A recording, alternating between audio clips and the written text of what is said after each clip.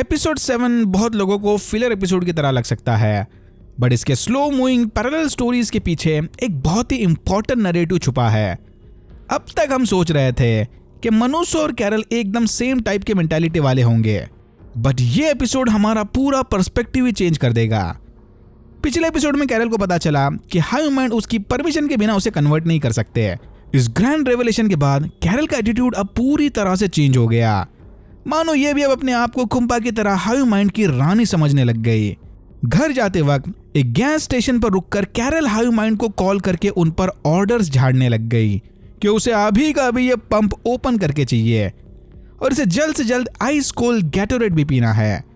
High mind ने drone के जरिए फौरन गैटोरेड डिलीवर करवा दिया, बट ड्रिंक आइस कोल्ड ना होने की वजह से कैरल हाई माइंड को फोन पर सुनाने लग गई कि ध्यान रहे कि नेक्स्ट टाइम से ऐसी गलती नहीं होनी चाहिए। इसने गैस स्टेशन में टाइम पास करते वक्त एक स्क्रैच लॉटरी भी जीत ली, बट अगेन इसका कोई फायदा नहीं था, इंडिकेटिंग कि कैरल जिस फ्रीडम को एंजॉय कर रही है वो फेक है।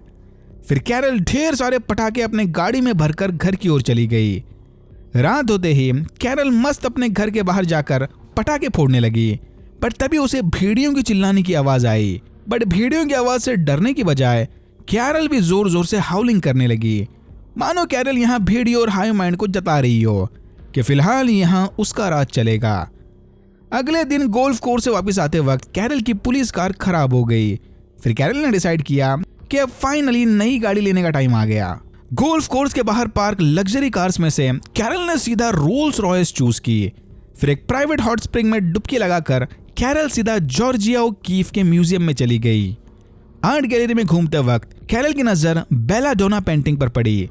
कैरल ने डिसाइड किया कि वो इस ओरिजिनल आर्ट पीस को अपने घर लेकर जाएगी। आई मीन व्हाई नॉट, इसे अब कौन ही रोकने वाला है।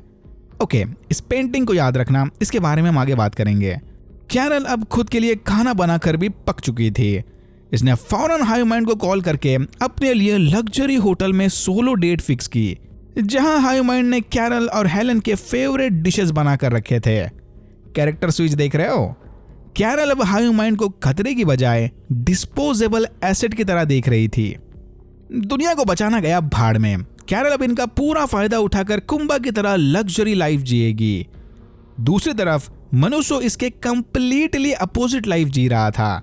जहां कैरल गैस स्टेशन पर जाकर ऑर्डर छोड़ रही थी, तो वहां मनुष्य हाई माइंड की मदद लिए बिना अकेला मीलों तक पेट्रोल की तलाश में भटक रहा था। और एक अबैंडन गाड़ी से पेट्रोल चूस कर निकालने के बाद उसने ओनर के लिए पेट्रोल के पैसे भी छोड़े, ये जानते हुए भी कि इस करंट वर्ल्ड में पैसे की कोई वैल्यू नहीं थी। मनुष्य ने अपनी खुददारी और एथिक्स नहीं छोड़े। कैरल का एकदम इक्वल अपोजिट। गाड़ी में पेट्रोल भरकर मनुष्य ने अपनी जर्नी कंटिन्यू की। रास्ते में हाई माइंड ने मनुष्य को मस्का मारने की बहुत कोशिश की, बट ये बंदा टस से मस नहीं हुआ। मनुष्य कंटिन्यूअसली अपनी इंग्लिश की प्रैक्टिस कर रहा था ताकि कैरल से मिलने के बाद वो बेसिक कम्युनिकेशन तो कर पाए। बट मुझे नहीं लगता कि इन दोनों की जरा भी जमने वाली है। कैरल उधर मस्त लग्जरी डिनर्स एंजॉय कर रही थी और इधर ये खुददार आदमी खुद मछली पकड़ के खा रहा था। एनीवेज, न्यू मैक्सिको पहुंचने से पहले मनुष्य को कोलंबिया और पनामा के बीच बना यह डैरियन गैप पार करना होगा। ऑलमोस्ट 100 किलोमीटर लंबा खतरनाक घना जंगल, जहां अनफॉर्चुनेटली गाड़ी नहीं जा सकती। हाई माइंड ने मनुष्य को समझाने की बहुत कोशिश की कि ऐसा करना सुसाइड मिशन होगा। वो मनुष्य को आराम से कैरल के घर तक छोड़ सकते हैं और हाई माइंड मनुष्य की फेवरेट गाड़ी भी वहां पहुंचा देंगे। ये सुनते ही मनुष्य की सटक गई। उसने हाई माइंड को बताया कि वो लोग इस दुनिया में वेलकम नहीं हैं और यहाँ की एक भी चीज पर उनका कोई हक नहीं है। हाई माइंड ने ह्यूमंस के दिमाग पर कंट्रोल करके सारी चीजें लूटी थी। मनुष्य नहीं चाहता कि उसके जाने के बाद हाई माइंड उसकी गाड़ी पर भी कब्जा कर ले, तो मनुष्य ने हाई माइंड के सामने अपनी फेवरेट गाड़ी को आग लगा दी और पैदल चलता हुआ जंगल के अंदर चला गया। दिन रात घने जंगल में ट्रेकिंग करने के बाद मनुष्य की हालत खराब हो गई थी और एक दिन पैर फिसलकर वो जहरीले कांटे वाले पेड़ पर गिर गया। मनुष्य ने गर्म चाकू से अपना जख्म भरने की कोशिश की, पर सुबह होने तक जहर उसकी पूरी बॉडी में फैल चुका था। थोड़े कदम चलने के बाद मनुष्य कैरल का नाम लेते हुए चक्कर आकर गिर गया। तभी हाई माइंड के रेस्क्यू हेलीकॉप्टर ने उसे बचा लिया। यानी ये लोग शुरू से ही मनुष्य पर नजर रखे हुए थे। हाई माइंड ने इसकी जान तो बचा ली, बट पता नहीं होश आने के बाद मनुष्य कैसे रिएक्ट करेगा।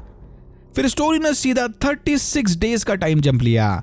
हमने देखा कि कैरल अब उसकी अय्याशी और आज़ादी से पक चुकी है।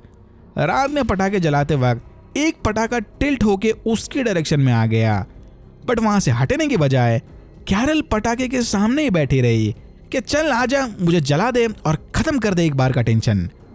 बट अनफॉर्चुनेटली और फॉर्चुनेटली वो पटाखा कैरल के साइड से निकलकर पास वाले घर में घुस गया। सुबह होते ही कैरल ने घर के बाहर मैसेज लिखकर हायूमाइंड को वापस बुला लिया। कैरल अंदर बैठी बेलाडोना पेंटिंग को घूर रही थी कि तभी वहां जोशिया आ गई। जोशिया को अपने सामने देखकर कैरल ने रोते हुए जाकर उसे गले लगा लिया और यहां होता है एपिसोड 7 खत्म। ओके, तो क्या कैरल ने अपने अकेलेपन से परेशान होकर फाइनली गिव अप कर दिया, या फिर यह भी कैरल के सीक्रेट प्लान का कोई पार्ट है? क्योंकि बाहर आने से पहले कैरल इस पेंटिंग को देख रही थी। जॉर्जिया ओकीफ की ये फ्लावर पेंटिंग ब्यूटी और डेंजर को रिप्रेजेंट करती है। एक ऐसा पौधा जो दिखने में तो खूबसूरत फूल जैसा है बट जानलेवा भी साबित हो सकता है। In short, toxic behaviour. चेहरे और खूबसूरती पर मत जाना। अब सवाल यह है कि ये पेंटिंग कैरल को रिप्रेजेंट कर रही थी या फिर जोशिया AKA हायूमाइंड को, क्योंकि यहां दोनों विक्टिम्स हो सकते हैं। या तो कैरल ने जोशिया के कंफर्ट के लिए हायूमाइंड को गले लगा लिया, या फिर हायूमाइंड कैरल के फेक सॉरी को एक्सेप्ट करके फिर कोई भारी गड़बड़ कर रहे थे। जो भी हो, इसके अगले एपिसोड में काफी मजा आने वाला है।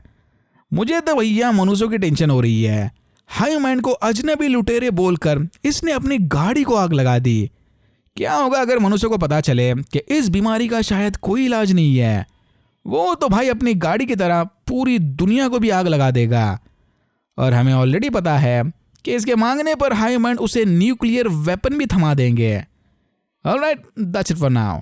अगर आपको वीडियो अच्छा लगा तो please like share and subscribe for more videos like this. मैंने ऐसे और भी वीडियोस बनाए जिनके लिंक्स आपको डिस्क्रिप्शन बॉक्स में मिल जाएंगे।